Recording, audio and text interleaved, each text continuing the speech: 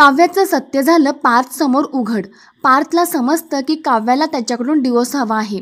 तर लग्नानंतर होईलच प्रेम या मालिकेचा धमाकेदार असा प्रोमो आलेला आहे आणि या प्रोमोमध्ये आपल्याला पाहायला मिळतं किल्लेदार वकिलाने काव्याला फोन करून तिच्या डिवोर्सच्या नोटीसबद्दल विचारलं असतं, पण काव्य त्याला सध्या तरी या डिवोर्स केससाठी साफ मना करते। काव्य त्याला म्हणते की मी सध्या तरी डिवोर्स बद्दल कोणताही विचार केलेला नाहीये, कारण की मी सध्या माझ्या IASच्या अभ्यासाकडे लक्ष देणार आहे।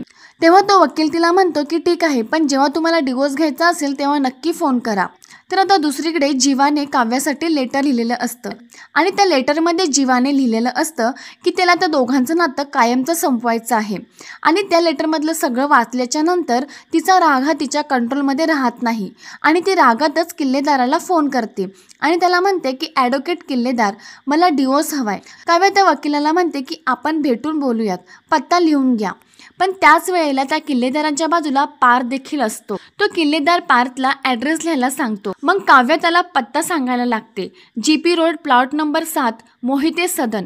आणि मोहिते सदन नाव ऐकल्याबरोबर पार्थला समजतं की ही काव्याच आहे। पार्थ विचार करत असतो की सगळं व्यवस्थित चालू असताना काव्याला डिवोर्स का हवा आहे आणि आता काय ते खरं जाणून घेण्यासाठी पार्थ देखील त्या वकिलासोबत काव्याच्या घरी जातो। काव्य दरवाजा उघडते आणि त्या वकिलाला आतमध्ये घेते, पण त्याच वेळेला पार्थही त्याच्या मागून घरामध्ये येतो। पार्थला तिथे बघून काव्य ही शॉकच होते। आता काव्याचं सगळं सत्य पार्थला समजणार आणि काय तो शेवटचा निर्णय होणार। तर प्रेक्षकांनी या सिरियलची अशीच पुढची अपडेट बघण्यासाठी व्हिडिओला नक्की लाईक करा आणि चॅनलला सबस्क्राईब करा।